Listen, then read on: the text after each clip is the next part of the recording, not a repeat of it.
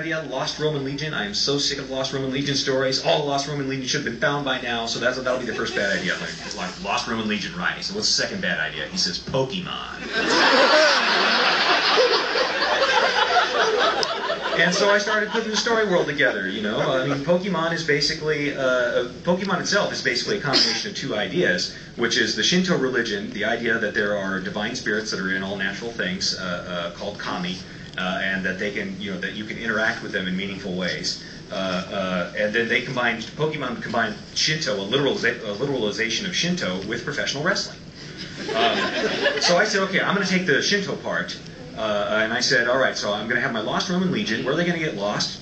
Land the Pokemon. Why not? And so I'm going to have these literal spirits that are around, and I just need a good name for them. I just need to come up with a good name for these things. I can't just call them elementals. It's too simple.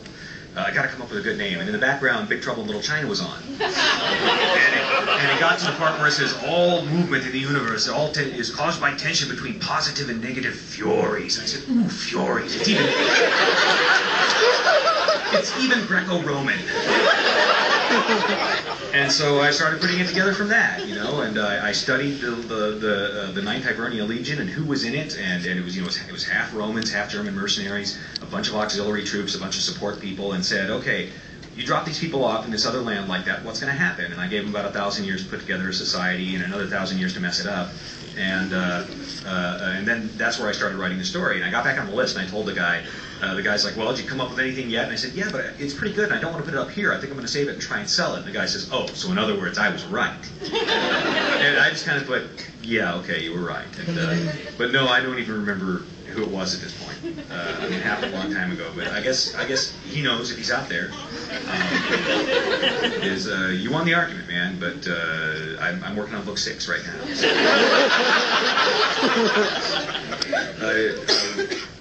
Were you raising your hand here, or okay? You might have had an itch. I couldn't tell. I was wondering, in your books, you seem to always gravitate to different cultures and different folklore, but you always come back to the fairies. Is that for personal preference, or do you think that's more options for stories? Okay, he's saying that in my books I go and do different mythologies, different folklores, but keep coming back to the fairies.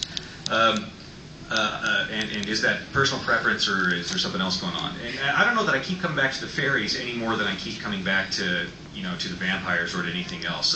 The fairies just happen to be you know, they're pretty much the border nation on the outside of reality, between reality and the rest of the Never Never. So you kind of got to deal with them if you're doing anything that's in the spirit world. Plus, there's going to be some more of their stuff in the future. So. And plus, it's like you can have hot evil chicks when you got the fairies around. And who doesn't love that? Yeah, right here.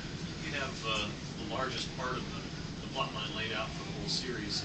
How do you know what to include in the short stories that get included in other anthologies? Okay, if I've got the plot line laid out for the whole series, how do I know what to include in the short stories and the smaller projects that are like on anthologies and so on? I come up with a lot of Dresden story ideas, but not all of them really are, they're not all worth making into a whole book. And there's lots of stuff that I wanted to do, but which I couldn't get it to fit inside the structure of the story that I had planned out. You know, it's like I wanted to send Harry and Guard off on a solo mission somewhere, because it just would have been cool.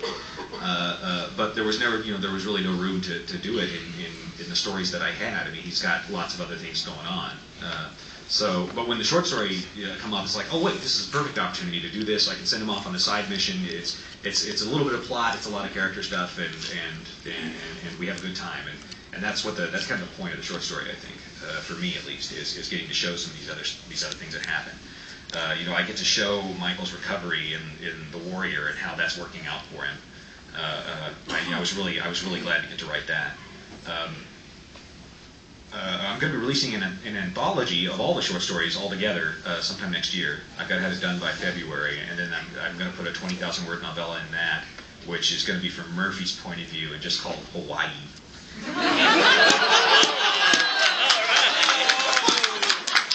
There's been a lot of requests. Murphy got some, right? Yes. But that's pretty much how it's when it's a cool bit that doesn't seem to fit anywhere else. I'll try and get that into a story somewhere. Right here, please. Well, stepping into the realms of other writers. writers. Like I know Quincy Morris and Lloyd Chastain, they had borrowed part of Chicago and came in to McAnally's. Will Harry be doing that kind of thing? Will Harry be stepping into the realms of other writers? Not that I know of. Actually, Justin was one of the guys who was on my side in that argument way back when. We were in the Del Rey Online Writer Workshop together, and I was kind of the first alum from that workshop. And when Justin finally got, the first Quincy Morris book published, I was real happy for him. I read the first script and said, "Dude, you have got to do this as a series." He's like, "What?" I said, "Yeah, you got to do this as a series, and keep pulling all these, these villains from literature, and people will go for that. They really will." He's like, "Really?" I'm like, "Yeah," and that's how he got it sold, which was cool. It was a great thing to see, to see an old buddy actually get to come through. I was very happy for him. So he said, "Hey, can I just have a scene in my next book just happen in McAnally's?" I said, "Yeah, why not? That's fine by me." So. Let me see. Let me go over here because I haven't gone over here too much. So red shirt, please. Yes. What's the breed of mouse? What is Mouse's breed? Yeah.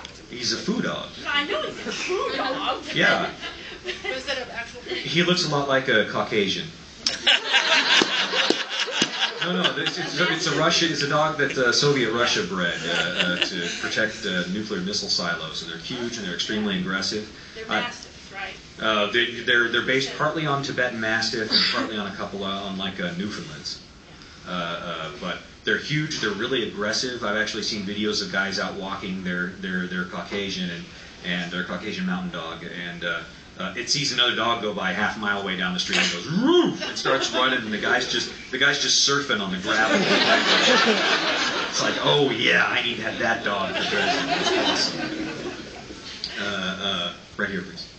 I was wondering if you find it more challenging to create kind of a whole world in itself in the Codex Alera, or to make supernatural magical stuff realistic and believable in a real world setting. Okay, is it harder to create the whole world from whole cloth, like in the pure fantasy Alera, or is it harder to try and put the supernatural stuff into the real world in the Dresden Files?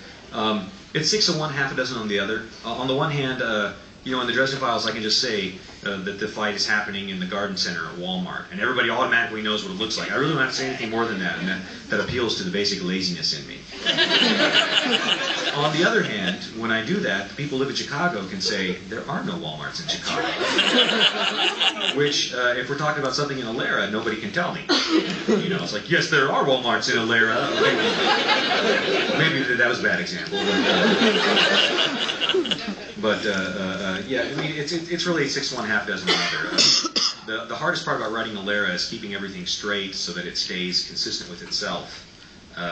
Because you do have to create it from whole cloth. Actually, there've been no maps in the Alera books, which people have been like, we need maps. It's a fantasy book, and they're right. You got to have maps. It's a fantasy book. But I looked at the maps that the readers on the forums had created from reading the books. And they were way more accurate than the maps that I had drawn up because they actually matched up with the books. Whereas I've seen like 80 slightly different versions of the books, So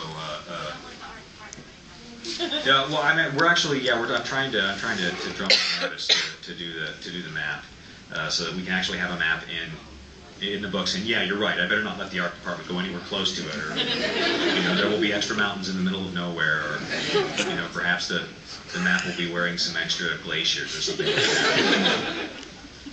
Back here at the back, please. Yes, because I love asking this question to authors. What do you think is the best written and worst written book in the Dresden Files series? What I think is the best written and worst written book in the Dresden Files series. The worst written book is Stormfront. Because I was the most dumb when I wrote it. I always cringe when people have to start at Stormfront because it's like, but that was the one I wrote when I knew the least. The one I hate the most is usually, that's not the one I hate the most. The one I hate the most is usually the one I just got done working on. Or it's the one I love the most. If I've just gotten finished within a few days, and that's the one I love the most. But Deadbeat's probably number one, most fun to write. Zombie T-Rex, I mean, come on. Although Turncoat was a close second because it came out a lot better than I thought it was. I was pretty sure it was going to be a big disaster.